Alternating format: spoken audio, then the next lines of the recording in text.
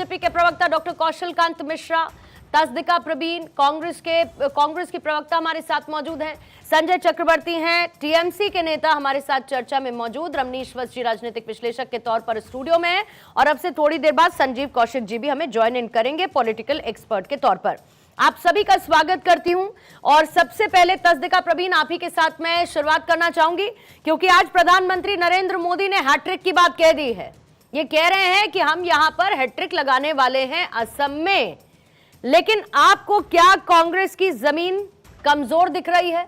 BJP जहां hat trick लगाने की बात कर रही है, क्योंकि ऑन ग्राउंड कोई अग्रेसिवनेस कांग्रेस की आज सच दिख नहीं रही असम में, क्यों? देखिए, पहली बात ये है कि प्रधानमंत्री मोदी जी ने जब ये सवाल उठाया कि उनको हैट्रिक करना है असम में, सिर्फ उन्होंने पीएम बनने का हैट्रिक चुना है। उन्होंने ये नहीं चुनाया कि उनको असम के लोगों के हित में काम करना है। उन्होंने ये नहीं बताया कि असम के लोग किस प्रकार से इस वक्त, सिर्फ चुनाव नहीं, इससे पहले भी जब बाढ़ की स्थिति हुई तब भी असम आने से मोदी जी और शाह जी भी कभी नजर नहीं आए। अभी जब चुनाव आया ऐसा लग रहा है जैसे मानो जैसे मौसम का बदलाव है और कहीं रोमांटिसिज्म करने के लिए कि जब कोई घूमने जाते हैं असम के चुनाव के वक्त मोदी जी दिखाई पड़े। और देखिए, अगर कांग्रेस इस वक्त स्ट्रांग नहीं होते तो क्या मोदी जी को बार बार असम आना पड़ता? ये एक बहुत बड़ा सवाल है, ये मुद्दा भी है। क्यों एक मोदी जी कैसे?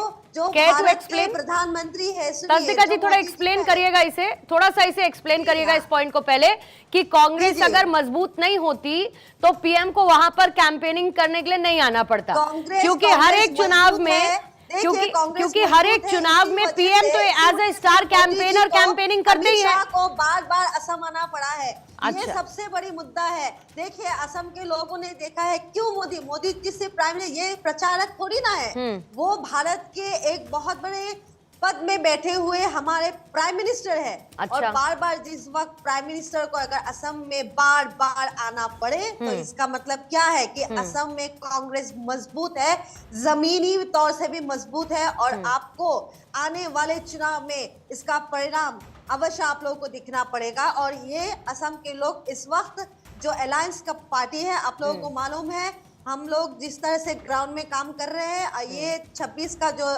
हम लोग का चुनाव का रिजल्ट निकलेगा, जो भी असम के लोग ने पूरे भारतवर्ष में ये एक बहुत बड़ा एक मैजिक दिखेगा। ठीक है, आगे कौशल कांत मिश्रा जी के पास जाने से पहले तस्दिका जी, मैं ऐसा अज्यूम कर रही हूँ कि आप असम में ही हैं, तो बस इतना एक बार मैं पूछना चाहती हूँ कि ब्रह्मपुत्र ब्रिज पर गई कभी आप? क्यों ना जाओ, पैदा ही असम में हूँ। कैसा लगा आपको ब्रह्मपुत्र ब्रिज? जहाँ बिटुमिन निकल रहा है, आप एक बार असम आइए।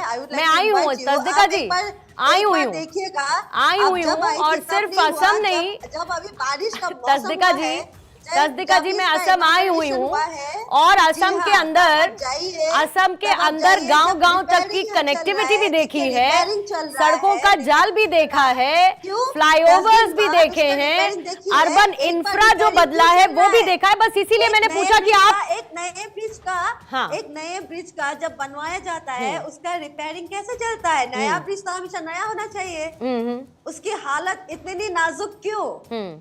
अच्छा, ठीक है। आप अगर गांव में गई है तो आप देखिएगा गांव के लोग इस वक्त किस हालात में है, आपने बोला ठीक, लेकिन मैं यहाँ की बेटी हूँ, यहाँ से जमीनी स्तर से जुड़ी हुई हूँ। मैं आपको एक बात बताना जरूर चाहूंगी पूर्णिमा जी, कि हमारे यहाँ जितने भी लोग मौजूद है, जितने भी बेटियां हो, जितने भी लोग गांव के लोगों को पता है कि जो भी स्कीम है, स्कीम तो सर राजा से जो होता है ना, जब गवर्नमेंट होता है गवर्नमेंट से तो लेंगे जरूर, लेकिन अगर सच में गवर्नमेंट अगर यहाँ पे एम्प्लॉयमेंट देती, हर एक महिलाओं को सक्षम बनाती, तो मोदी जी को इतना कष्ट करके यहाँ आना नहीं पड़ता।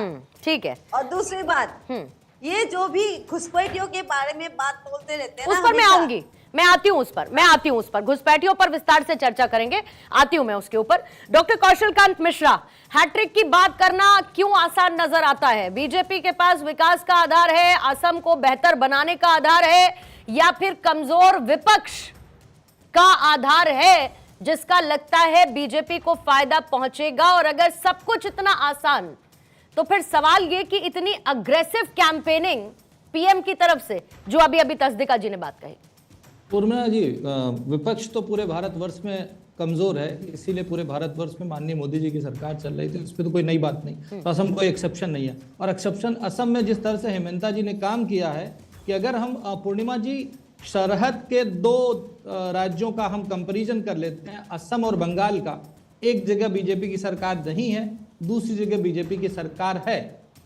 जब हेमंता जी की सरकार नहीं बनी थी तो ह्यूमन डेवलपमेंट इंडेक्स की अगर हम बात करते हैं तो असम पीछे था वेस्ट बंगाल से, अब आज असम उससे आगे आ गया है। आर्थिक विकास की दर दहाई में चल रही है, यानी 10 से ऊपर चल रही है असम की, जबकि वेस्ट बंगाल की औसत, राष्ट्रीय औसत से नीचे है। पर कैपिटा इनकम की अगर हम बात करते हैं तो पर कैपिटा इनकम असम की जो लोएस्ट होती थी किसी समय में, वो बढ़कर के वेस्ट बंगाल से ज्यादा बेहतर हो गई है। ह्यूमन डेवलपमेंट इंडेक्स की अगर हम बात करते हैं तो ह्यूमन डेवलपमेंट इंडेक्स में भी असम बंगाल के बराबर आ चुका है, उससे बेहतर होने की कगार पे है। औद्योगिक विकास की दर की अगर हम बात करते हैं, अगर हम वेस्ट बंगाल को लेते हैं तो वहां पर 14% है और असम में ये 72% है। हम विकास के नाम पे आ रहे हैं और हमने इतना काम किया है, तो जब हम उसका बखान करते हैं और माननीय मोदी जी जब उसका बखान करते हैं तो पूरे देश को लगता है और विपक्ष को लगता है कि वो एग्रेसिव कैंपेनिंग कर रहे हैं। भारत, आजाद भारत के इतिहास में कोई भी प्रधानमंत्री ऐसा नहीं हुआ जो नॉर्थ ईस्ट और स्पेशली आसाम में जितनी बार गया है, माननीय मोदी जी जितनी बार गए उतनी बार लोगों ने उसकी तरफ देखा भी नहीं है। कभी वो 7 सिस्टर्स को एक सिख स्टेट की बात करते थे, कांग्रेस की पॉलिसी में तो वो असम को भूल जाते थे। चाइना के वॉर में तो असम का हिस्सा नहीं मांगते थे। आज लुक ईस्ट की पॉलिसी चली है और पूरे नॉर्थ ईस्ट का डेवलपमेंट हो रहा है। जिस ब्रिज की बात कर रहे हैं उस ब्रिज को तो छोड़िए, वो पुरानी बात हो गई। सेमीकंडक्टर की बात कीजिए, न्यूक्लियर प्लांट की बात कीजिए, वहां पर आने वाले एनर्जी प्रोजेक्ट की बात कीजिए, हाइड्रो एनर्जी की बात कीजिए, इन्वायरमेंटल फ्रेंडली एनर्जी की बात कीजिए, उन सब में आसाम नंबर 1 पे जा रहा है। कहां हम पड़े हुए हैं? हमें कुछ नहीं करना, हमें सिर्फ अपने काम बताने हैं और कांग्रेस का और बगल में वेस्ट बंगाल के न काम करने को बताना है। जनता अपने आप चुन लेगी। हम काम के दम पे आते हैं, विकास के दम पे आते हैं। अभी हम घुसपैठिए पे बाद में आएंगे, अभी हम मियां भाई पे बाद में आएंगे, पहले हम विकास की बात कर रहे हैं। बिल्कुल, पोलराइजेशन की भी बात होगी और बाकी तमाम मुद्दों की भी, क्योंकि घुसपैठिए का जब जिक्र प्रधानमंत्री करते हैं तो उसका जिक्र असम के साथ साथ बंगाल में भी किया जाता है, तो जाहिर है कि उस मुद्दे पर भी चर्चा होनी बहुत जरूरी है। लेकिन संजय चक्रवर्ती भी हैं, टीएमसी के नेता हमारे साथ मौजूद। संजय चक्रवर्ती साहब, पहले मैं एक छोटा सा कंफ्यूजन है और उसको क्लियर करते हुए फिर मैं सवाल की तरफ बढ़ूंगी। और वो कंफ्यूजन बस मुझे इतना है, क्योंकि बंगाल में जब चुनाव की बात आई थी, जब ओवरऑल इलेक्शंस की बात हो रही थी, स्पेसिफिकली लोकसभा, तो फिर बंगाल में मतलब आप वो अलायंस का पार्ट वैसे नेशनल पर्सपेक्टिव में थे, लेकिन एज सच सपोर्ट आपने ऑपोजिशन के अलायंस को बाहर से दिया था। असम को लेकर टीएमसी का स्टेक कहां पर है ऑपोजिशन अलायंस में, इंडिया अलायंस में? देखिए, इंडिया अलायंस जो था वो लोकसभा तक सीमित था।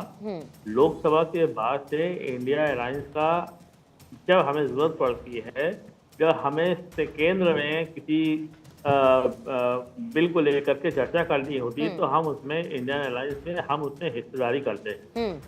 वरना हम अपने अभी राज्यों में सब अपने अपने रूप से, इंडिविजुअल रूप से अपनी ताकत को बढ़ाने में लगे हुए हैं। ठीक है, ये रही आपकी बात। दूसरी बात ये है कि